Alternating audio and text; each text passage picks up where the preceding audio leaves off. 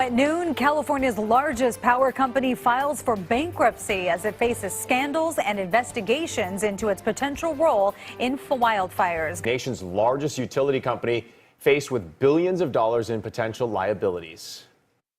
We are here at PG&E headquarters in San Francisco, where they've got the steel barricades up this morning with plenty of security personnel guarding the building here on Beale Street. The big question now from critics: will PG&E try to pass along financial responsibility from the wildfires onto the customers? The Chapter 11 filing came as expected at exactly 12:01 a.m. The company is now pursuing a $5.5 billion loan to continue operations, is developing a financial reorganization plan, and can now freeze its debts. And that last part about freezing debts is what worries attorney Amanda Riddle. Riddle represents several families whose homes burned in the Butte fire in Southern California that destroyed 500 homes. I settled 24 2015 Butte fire cases in late November. PG&E paid 13 of them and is defaulting on the remaining 11. Did you see that coming? PG&E did not tell us it was coming, and in fact we asked repeatedly whether or not they were going to be paying, and PG&E refused to give us a straight answer. Last week, PG&E told a federal judge money is too tight right now to honor the settlements. Federal law says the bankruptcy filing automatically puts on hold the thousands of claims by fire victims.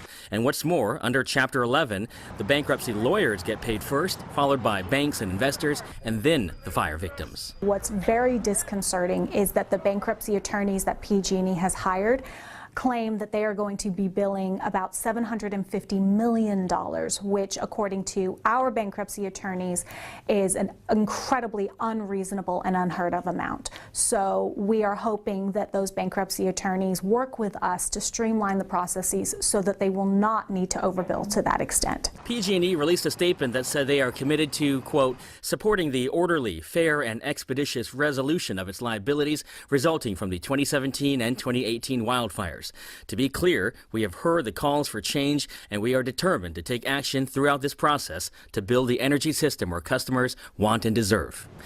They haven't even finished paying off the San Bruno people, which houses blew up when a gas line erupted. I mean, PG&E is at fault for so many things, and their shortcuts are causing lives and property and everything that people own, but they're not being held responsible because they're going to claim this fake bankruptcy. I mean, check out these people. Like, they totally lost their homes. Look at this. State regulators are accusing PG&E of falsifying safety records in the years following the deadly San Bruno pipeline explosion. The Public Utilities Commission opened a penalty consideration case against Pacific Gas and Electric yesterday, and that included immediate action against the utility giant. In a stunning two-page announcement, the Public Utilities Commission opened up a huge case against Pacific Gas and Electric for falsifying pipeline records from 2012 to 2017, specifically failing to locate and mark natural gas pipelines and changing forms so the work wouldn't appear late. During this time, all of this was going on. Falsification of records, from what I've read.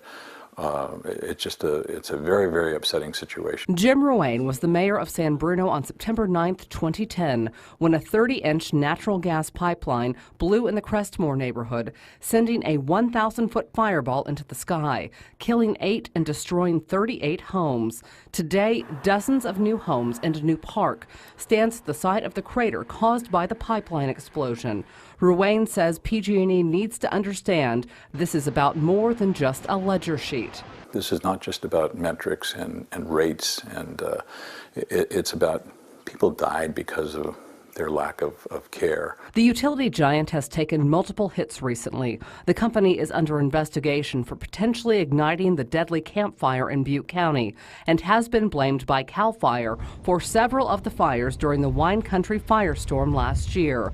And stock prices have fallen off a cliff from a high of nearly $50 on November 7th to just $26 per share today.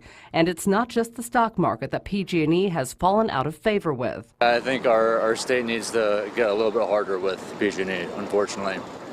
I think they have a little bit too much power, and they've gone unchecked for quite a while. So yeah, it's time to come down hard with a hammer. In a statement, Pacific Gas and Electric told KPIX5, at PG&E, our most important responsibility is to the public and employee safety. We're committed to accurate and thorough reporting and record keeping, and we didn't live up to that commitment in this case. For his part, Ruane has lost faith in the company's ability to change. I'd like to see the Public Utilities Commission do their job this time and do what has to be done. Now, Pacific Gas and Electric says it has taken several actions to improve its record keeping, including upgraded review and audit protocols, hiring more workers, and providing them with more training. Now, the president of the PUC says utility falsification is a very serious violation, and that is why they are taking a look at PG&E's culture.